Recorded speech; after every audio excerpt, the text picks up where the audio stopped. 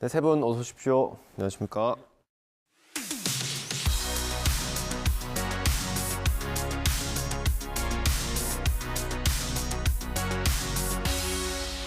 네, 시청자 비평 리뷰와이 시작하겠습니다. 먼저 정영희 시청자 평가원께서 꼽아주신 오늘의 주제부터 들어보겠습니다. 카타르 월드컵 결승 마지막 경기를 하루 앞두고 있는데요. 한국은 12년 만에 16강에 진출하는 쾌거를 이루었습니다. 포르투갈전에서 한국이 승리하고도 16강 확정을 위해서 몇 분을 더 기다려야 했던 그 긴장의 순간이 아직도 생생한데요. 오늘 리뷰와이에서는 24시간 보도 전문 채널인 YTN이 이번 월드컵 소식을 어떻게 전했는지 심층적으로 살펴보도록 하겠습니다. 네, 오늘 월드컵 관련된 보도를 살펴볼 텐데 아마 가장 궁금해하신 부분이 있을 것 같아요. YTN에서는 왜 경기 장면을 길게 보지 못하는가 이 궁금증이 있습니다. 스포츠의 축제고 전 세계인의 축제 월드컵인데 사실 월드컵의 그 내부를 들여다보면 이게 또 웃지 못할 부분도 있습니다. 그게 이제 중계권료 문제인데요.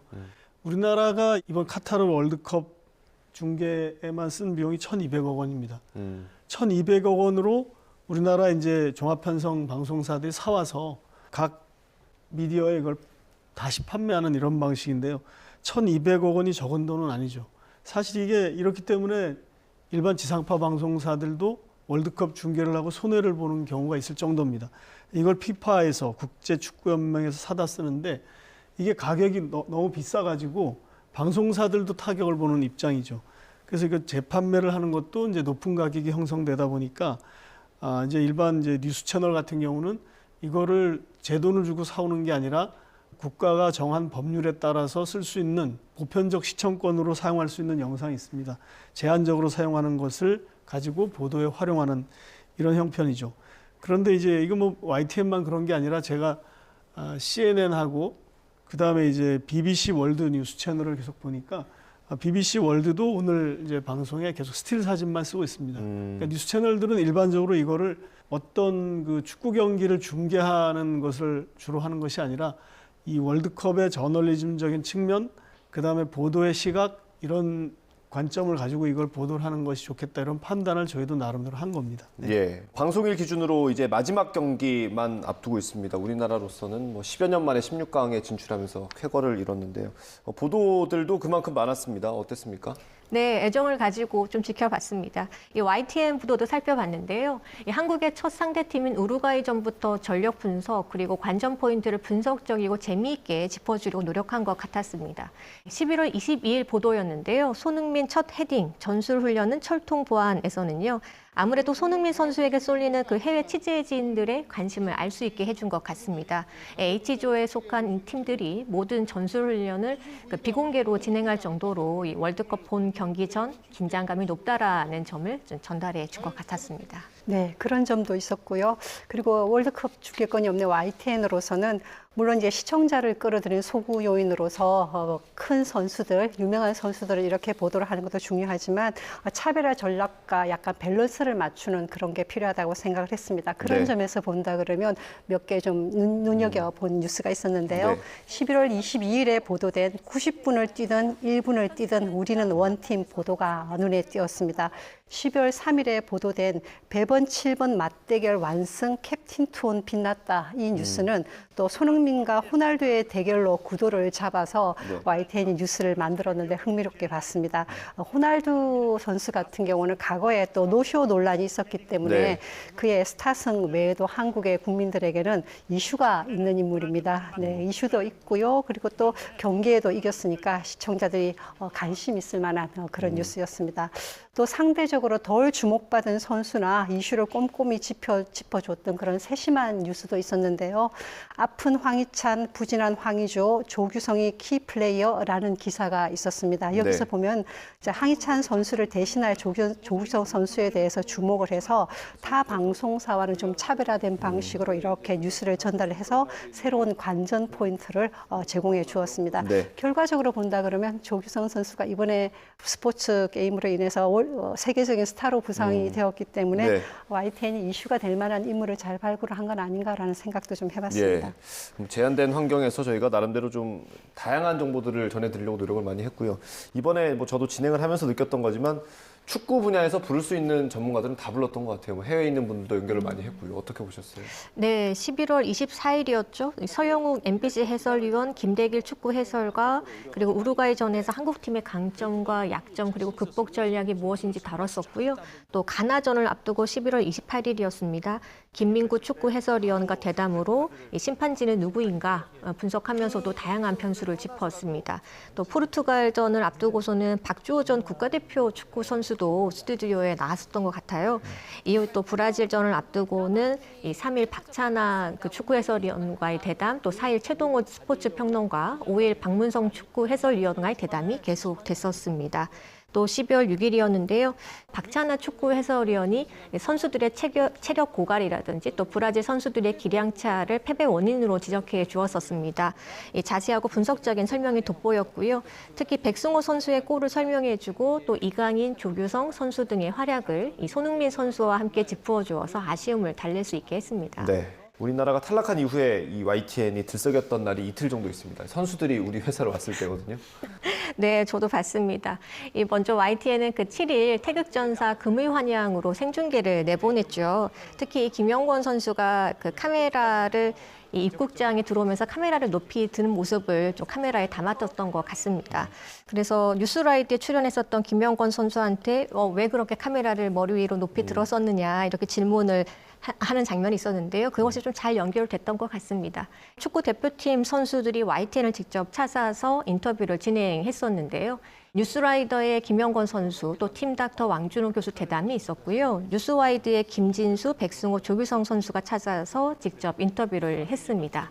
이 선수들도 선수들이지만 팀닥터 왕준호 교수가 출연해서 선수들의 체력 관리라든지 또 카타르 현지에서 이 파주 트레이닝 센터와 비슷하게 거의 병원이랑 마찬가지로 이 의료 장비를 가지고 설치를 해두어서 선수들 건강 관리를 해주었다고 하니까 좀 새롭기도 하고요. 또 흥미롭기도 했었습니다. 예.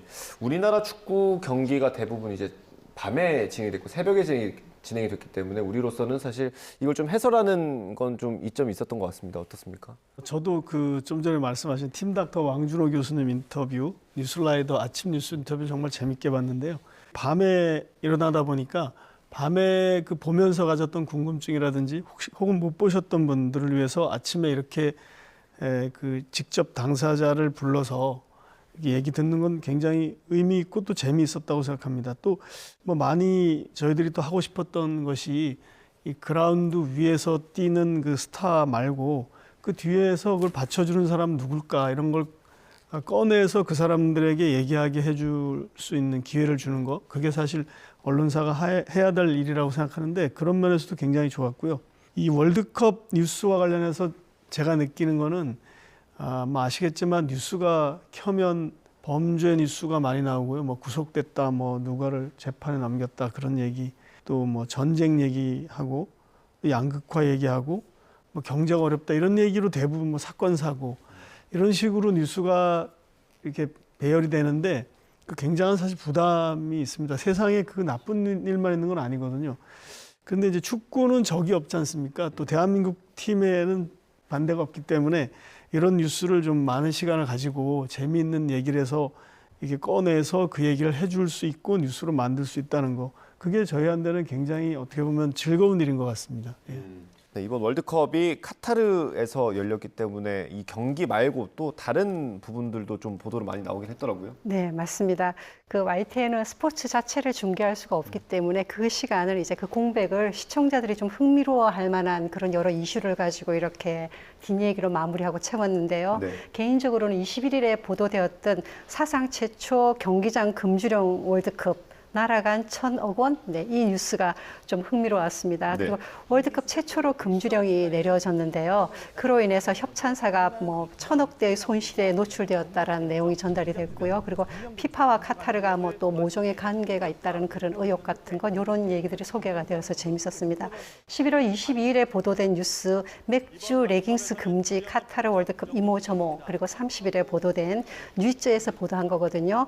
카타르 월드컵에 300 백조 투자, 중동 대규모 SOC 나서는 속내는 이런 뉴스들도 좀 흥미롭게 봤습니다. 예. 저도 그 말씀해주신 그 대규모 SOC 보도의 경우에는 이 월드컵을 경제적 시각에서 풀어낸 유익했던 보도로 꼽을 수 있었습니다. 박정호 명지대 특임 교수가 출연했었는데요. 이번 월드컵 개최를 위해서 카타르가 투자한 돈이 약 한 270조 그리고 한 300조 원으로 추정이 된다고 합니다.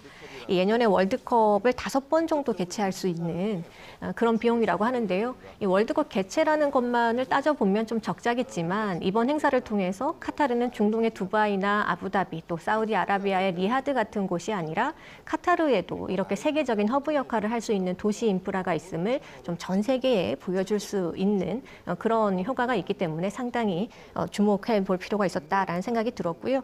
최근에 사우디아라비아 무하마드 빈 살만이 다녀갔죠. 예, 중동 국가들이 초대형 도시 프로젝트를 한다고 해서 관심이 굉장히 높아졌는데요.